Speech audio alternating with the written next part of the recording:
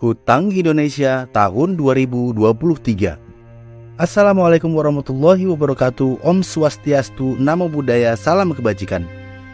Selamat datang di The Next Gen Finance. Di video kali ini, kita akan membahas topik yang sangat penting, yaitu berapa hutang Indonesia di tahun 2023 dan bagaimana cara pemerintah mengatasi masalah hutang nasional. Yuk, simak penjelasan selengkapnya.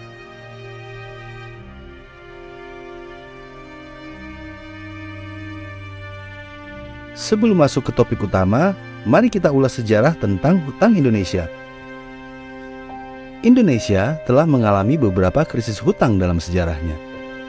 Pada tahun 1980-an, Indonesia melakukan pinjaman luar negerinya untuk mendanai pembangunan ekonomi dan infrastruktur. Pada awal 1990-an, terjadi penurunan harga komoditas dunia yang signifikan, sehingga mempengaruhi perekonomian Indonesia. Akibatnya, pemerintah Indonesia harus mengambil pinjaman untuk membiayai defisit anggaran. Pada tahun 1997 hingga 1998, Indonesia kembali mengalami krisis keuangan yang parah yang memaksa pemerintah untuk mengambil pinjaman besar dari Dana Moneter Internasional atau IMF dan negara-negara lainnya. Jumlah hutang Indonesia pada saat itu mencapai 69 miliar dolar Amerika Serikat.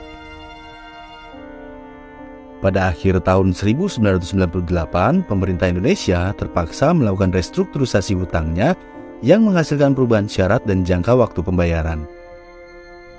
Setelah restrukturisasi hutang, jumlah hutang Indonesia turun menjadi 45 miliar dolar Amerika Serikat pada akhir tahun 1999. Menurut data dari Bank Indonesia, kurs tengah dolar Amerika Serikat pada tanggal 31 Desember 1999 adalah Rp8.550 per dolar Amerika Serikat. Oleh karena itu, 45 miliar dolar Amerika Serikat setara dengan sekitar 385 triliun rupiah pada saat itu.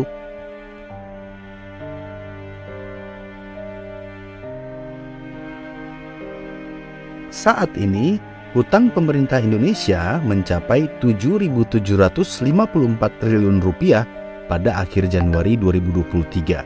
Sementara jika dilihat menurut jenis mata uang, hutang pemerintah Indonesia didominasi oleh mata uang rupiah sebesar 70,75%, sementara dolar Amerika adalah sisanya.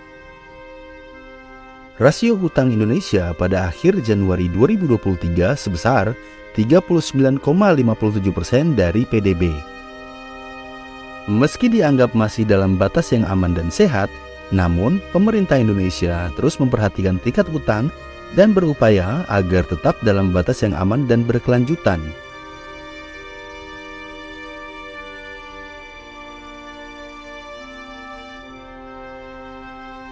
Lalu, apa yang telah dilakukan pemerintah untuk mengatasi masalah hutang nasional?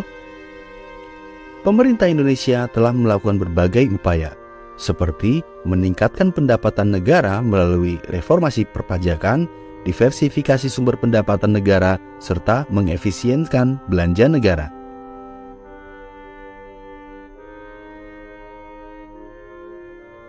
Namun, pertanyaannya adalah, apakah upaya pemerintah tersebut sudah efektif? Menurut kami, upaya pemerintah masih bisa ditingkatkan lagi. Terlebih lagi, pandemi COVID-19 yang berlangsung selama lebih dari 2 tahun membuat ekonomi Indonesia semakin terpuruk.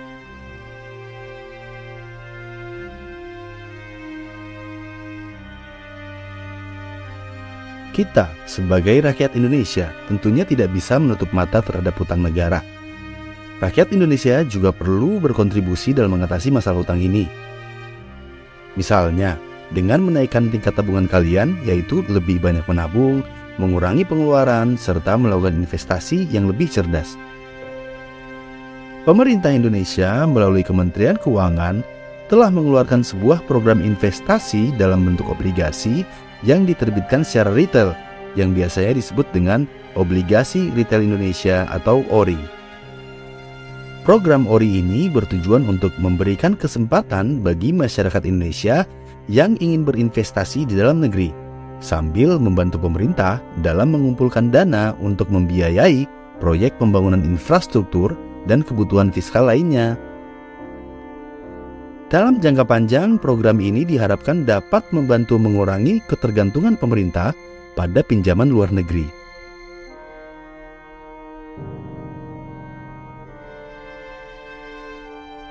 Jika hutang negara tidak terbayarkan, maka Indonesia dapat mengalami krisis keuangan yang dapat mempengaruhi stabilitas ekonomi dan sosial. Contoh krisis keuangan yang terjadi di negara lain seperti Yunani pada tahun 2015. Krisis ekonomi Yunani tahun 2015 dimulai dari ketidakmampuan negara tersebut untuk membayar hutangnya yang besar, sehingga menimbulkan kekhawatiran pada pasar keuangan global dan memicu krisis keuangan di wilayah Eropa. Krisis ini mempengaruhi seluruh sektor ekonomi di Yunani, termasuk perbankan, industri, dan sektor publik. Pada awal krisis, Yunani memutuskan untuk meminta bantuan finansial dari Uni Eropa untuk membayar hutangnya. Namun, bantuan finansial ini memerlukan syarat penghematan anggaran yang sangat ketat dan berdampak pada pengurangan belanja pemerintah, termasuk di sektor kesehatan dan pendidikan. Selain itu, krisis juga menyebabkan tingkat pengangguran yang sangat tinggi dan berdampak pada kemiskinan dan ketidakstabilan sosial.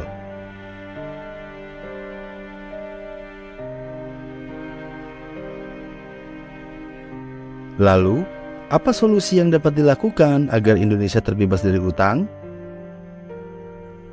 Salah satu solusinya adalah dengan meningkatkan investasi dan ekspor.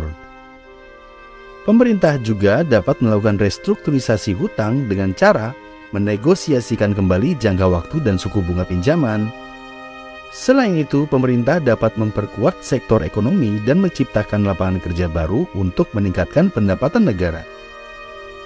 Pemerintah dapat meningkatkan investasi pada sektor yang memiliki potensi besar untuk menciptakan lapangan kerja, seperti sektor pariwisata, pertanian, dan industri manufaktur.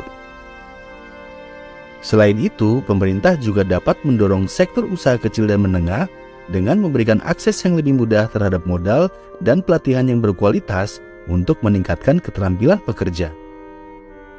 Pemerintah juga dapat meningkatkan program pelatihan dan pendidikan untuk meningkatkan keterampilan dan produktivitas tenaga kerja.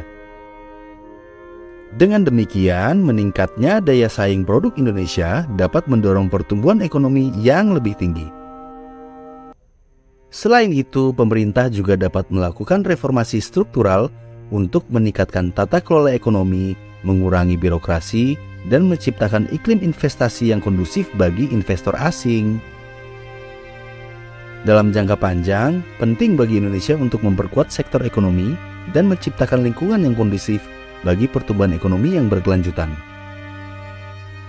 Dengan menerapkan solusi yang tepat dan melakukan upaya bersama antara pemerintah dan masyarakat Indonesia, diharapkan Indonesia dapat terbebas dari hutang dan mencapai pertumbuhan ekonomi yang lebih baik di masa depan.